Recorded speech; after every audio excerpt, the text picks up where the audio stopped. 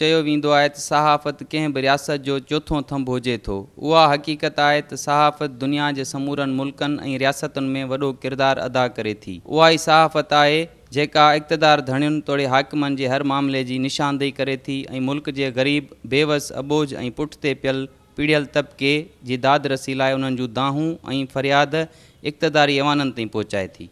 सहाफ़त सां लाॻापियल सहाफ़ी ऐं कलम धणी हक़ ऐं सच जा अलमबरदार आहिनि, जेके पंहिंजे कलम ज़रिए हर ज़ालिम, जाबिर, कातिल, अवामी हक़नि जी लुटमार कंदड़ ऐं इंसान दुश्मन ख़िलाफ़ आवाज़ बुलंद कनि था, जंहिंजे नतीजे में उन साॻे कलम धणीअ खे भोगनाऊं भोगणियूं पवनि थियूं।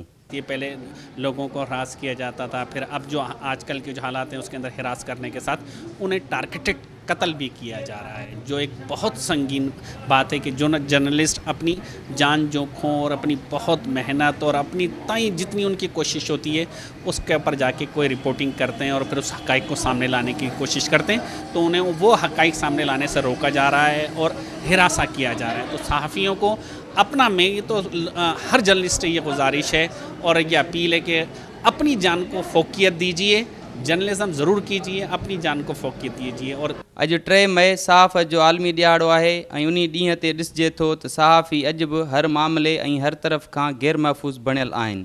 मतिलबु हुकूमत त कुझु नथी करे, मसलन लयारी में ऑपरेशन पियो थिए, उते तव्हां ॾिसो था सहाफ़ी वञनि था, से बि बख़्तरबंद गाॾियुनि में बि पुलिस वारा खणनि न त सहाफ़ी बि उते मरी था वञनि, गोली जो निशानूं थी था वञनि।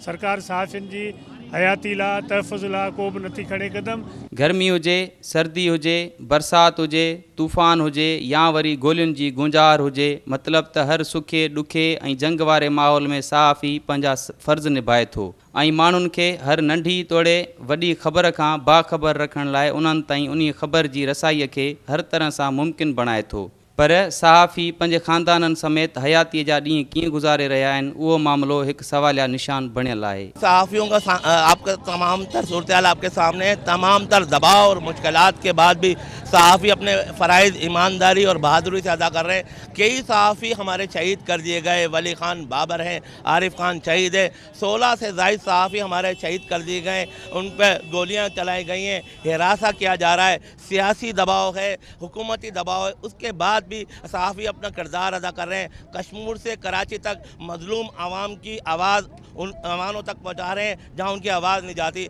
असांजे मुल्क में ॾिठो वञे त घणो करे सिंध में सहाफ़त महफ़ूज़ न आहे। शहर हुजनि थोरे शहर जूं ॿाहिराड़ियूं, उते सहाफ़ीअ खे वॾेरो इंतिहाई अहिड़ी नज़र सां ॾिसे थो जहिड़ो को सहाफ़ी हुनजो को ख़ासि दुश्मन हुजे। सहाफ़त जे अॼोके आलमी ॾियारे ते हिन मुल्क जा सहाफ़ी वक़्त जे हुकुमराननि खां उहो मुतालबो कनि था त हुकूमत सहाफ़ियुनि जी हिफ़ाज़त, संदन मुस्तक़बिल जी बहितरी ऐं भलाई लाइ के क़दम खणे। कैमरामैन अली रज़ा बंबरो सां गॾु अकरम रांझाणी, आवाज़ TV न्यूज़, हैदराबाद।